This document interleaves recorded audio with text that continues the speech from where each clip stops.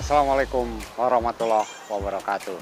Sahabat Gemilang, ada satu pertanyaan.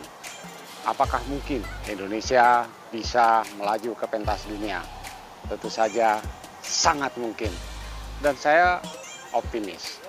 Oleh karenanya, mari kita dengar ulasan saya sampai selesai.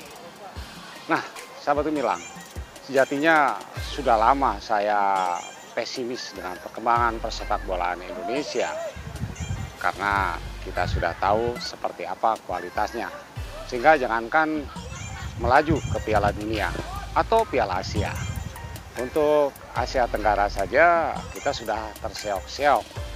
Padahal logikanya dari 270 juta jiwa, masa iya Indonesia tidak bisa menyiapkan 11 pemain yang berkualitas untuk semua level usia, dari U16, U17, U19, U20, U23 sampai tingkat senior. Terlebih kita punya bakat-bakat yang luar biasa dari wilayah timur, utamanya Papua. Bahkan bakat-bakat alam di Indonesia ya bisa dikatakan mumpuni. Tapi itulah Indonesia. Tapi kali ini saya tidak akan membahas penyebab dan solusinya, karena saya rasa sahabat Gemilang yang mencintai bola sudah tahulah sebabnya kenapa ya. Dari iklim kompetisi yang belum seprofesional negara lain, utamanya di Eropa, juga banyak faktor lain. Dari sisi pemain misalnya yang staminanya buruk, mentalitas, dan lain sebagainya. Juga tentu saja persoalan pengorganisasian, dari pengorganisasian klub hingga PSSI-nya sendiri, dan banyak hal lainnya lah yang mungkin semua juga pada tahu. Tapi yang paling riskan tentu saja mafia bola. Tapi sejak PSSI menetapkan Sintayong menjadi pelatih timnas Indonesia, saya bergairah kembali dan kembali tumbuh rasa optimisme bahwa Indonesia mampu ke pentas dunia. Sebab Sintayong bukanlah pelatih ecek-ecek, tapi pelatih yang memiliki sederet prestasi yang luar biasa. Ya, sederet prestasi sudah ia dapat, baik sebagai pemain di level klub maupun di timnas Korea Selatan. Begitupun sebagai pelatih cukup baik, bahkan walau gagal di Piala Dunia 2018 lalu, namun sempat mengalahkan juara bertahan Jerman dengan skor 2-0.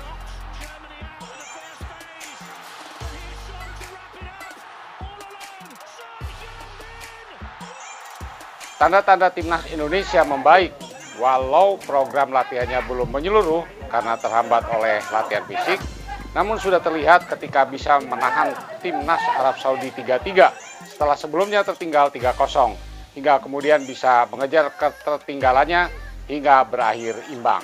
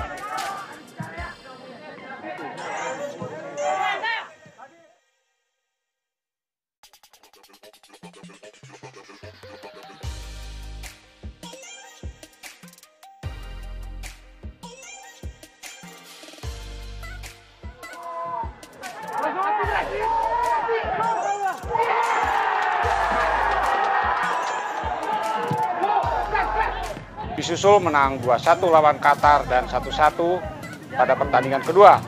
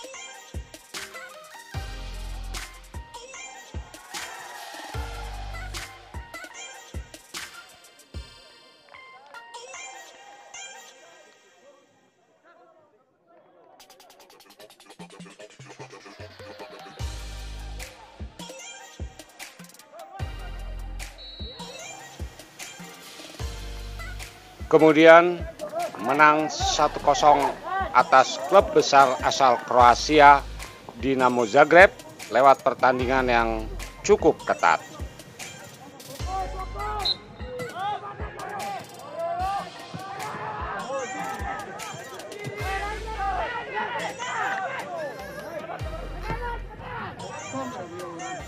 Lalu kemenangan telak 3-0 atas NK Dugopolje di Stadion NK Uskoklys Split, Kroasia pada hari Kamis 8 Oktober 2020. 3 gol kemenangan Garuda Muda dicetak oleh Brave Fatari pada menit ke-3, Brilian Aldama pada menit ke-15 melalui titik penalti, dan Witan Sulaiman pada menit ke-21. Laga uji coba pertama bagi Garuda Muda di bulan Oktober selama menjalani pemusatan latihan di Kroasia ini menjadi kemenangan ketiga dan clean sheet kedua bagi gawang Indonesia yang kali ini dijaga oleh kiper ketiga Jovan Dani Damai yang baru pertama kali diturunkan. Namun yang paling bahagia tentu saja Witan Sulaiman yang kini bermain untuk FK Ratnik Surdulika di Liga Serbia karena bukan sekedar mencetak gol saja, juga karena bertepatan dengan ulang tahunnya yang ke-19.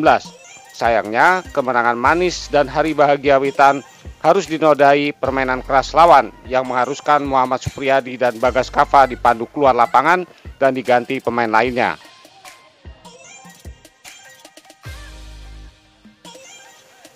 Beberapa catatan bahwa grafik permainan terus meningkat, walau awalnya sempat diragukan karena pada pertandingan pertama dibantai 1-7 oleh Kroasia.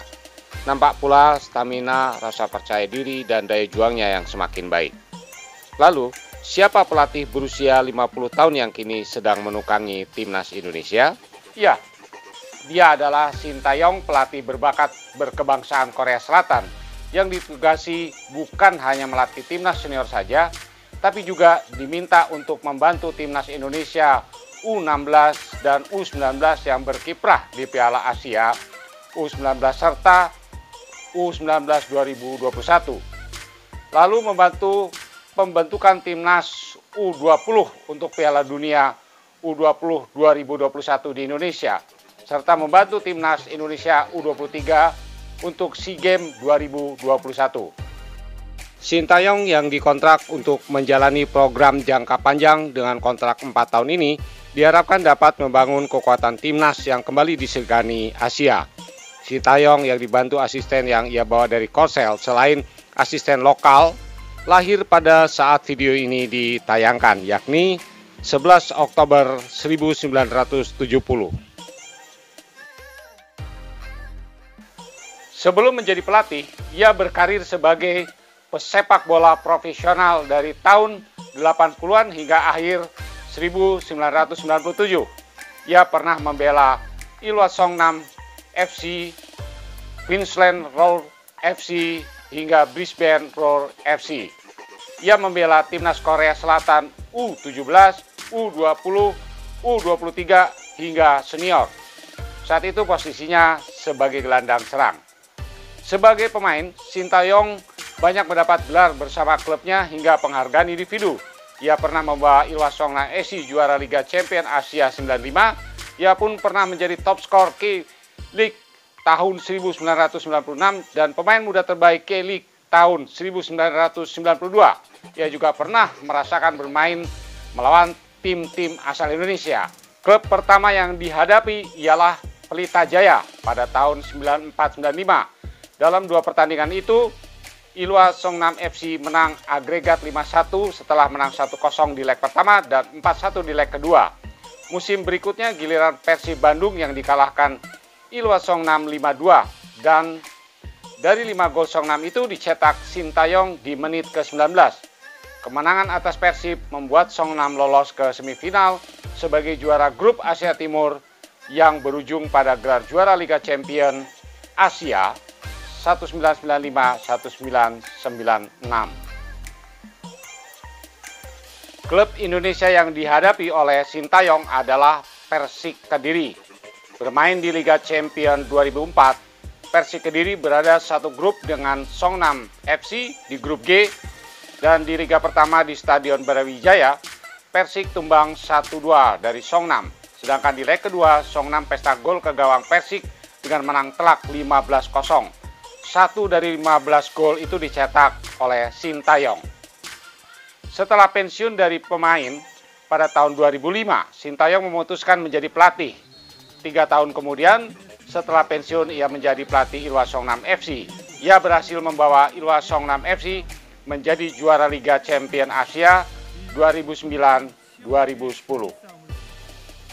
Kemudian, ia ditunjuk menjadi asisten pelatih Timnas Korea Selatan Myung Bo-hong pada Januari 2014 dan menjadi caretaker Timnas Korea Selatan usai Myung Bo-hong pada bulan Agustus 2014. Lalu, Shin Tae-yong menjadi asisten kembali setelah Uli Steklik jadi pelatih baru Timnas Korea Selatan. Namun, Shin Tae-yong mendapat mandat melatih Timnas Korea Selatan U23 dan U20. Kemudian karirnya cemerlang. Shin Tae-yong sukses membawa Timnas Korea Selatan U23 melaju hingga perempat final Olimpiade Rio 2016 dan masuk final Piala Asia U23 di tahun yang sama.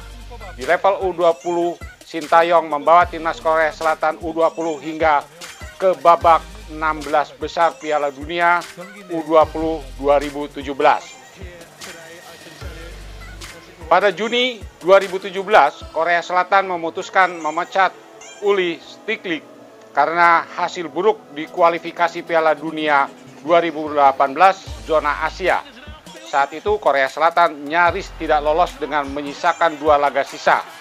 Shin Tae-yong kemudian ditunjuk menjadi pengganti Uli Steklik pada Juli 2017 dan Shin Tae-yong membawa Timnas Korea Selatan ke putaran final Piala Dunia 2018.